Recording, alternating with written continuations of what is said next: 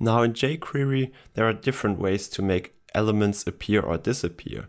And in this lecture, you're going to learn the most basic and most simple one to do that. So first of all, let's go ahead and hide an element. So let's say we want our blue box again. So let's select the blue box, and then we're going to call a function called hide. As simple as that, without any parameters or anything like that. And this is hardly an animation, it's just going to set the display value to none. So when I refresh this, you're not going to see the blue box at all.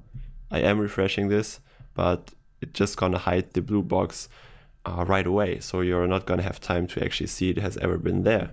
But when I open up the developer console again using F12, which is also the same in Chrome, then you can see there's actually a blue box here, but the display property has been set to none.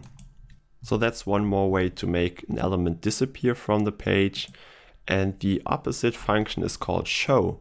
Now the problem is when we just go ahead and call show afterwards on the blue box, you may already guess what's going to happen.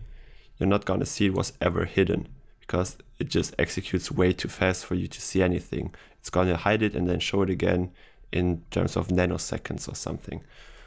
So instead what we're going to do, we're going to just go ahead into the index.html, and I'm going to add a new blue box, which I'm going to call blue2, and I'm going to set the style property for the display to none. So I'm just going to hack that into the HTML. And then when we say bluebox.show, we can see that both blue boxes are now shown. Now for this first blue box here, it didn't really change anything because it was already displayed. But for the blue2 box, it has now set the property, well, it has actually removed the display none property. So remember here that when we use the selector, where we use the class name bluebox, in this case, it's going to match two elements. It's going to match our first blue box as well as our new one. So when you now call show or hide, using this selector, it's going to either show or hide both of them. But again, jQuery also provides the very convenient toggle function, which is very similar to fade toggle, but in this case, it's just called toggle. So this will show all elements that are hidden, and it will hide all elements that are already shown. Now remember that from our HTML, the first blue box would be shown, and the second one would not be shown because we have the display set to none.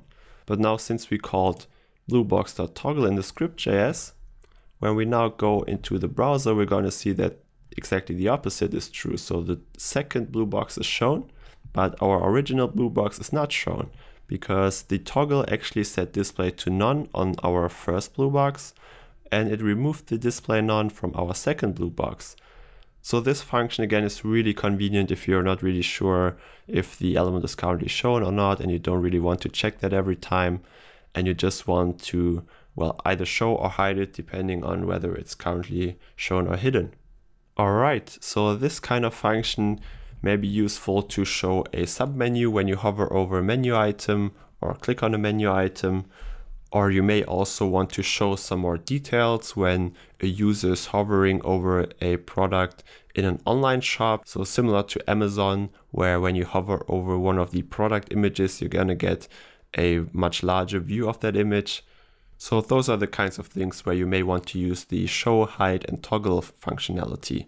And we're going to see how you can show and hide elements on a user click, for example, later on in the course, so that this will then be more useful because at the moment you're going to hide everything and you're not going to see it has ever been there at all.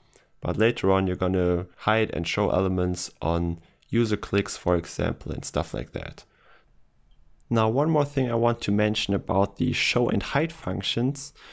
Even though they are often used without any parameters to show or hide elements right at the start when the page loads, you can actually also, let's say, hide over 1 second, which is then going to be another animation. So let's go ahead and check out the bluebox.hide. So when I refresh this, you can see that this animation just lets it fade out and shrink to the upper left corner. And similarly, if I were to now also call show on that again, it's now actually going to show both of the blue boxes. So let's see what that will do. So you can see the blue box first disappears, while the second blue box appears right away because it was already hidden.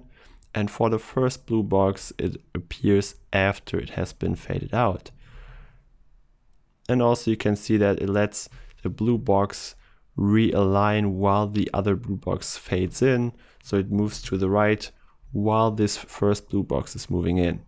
So yes, you can also use show and hide as animations, which will then let the box fade out to some corner.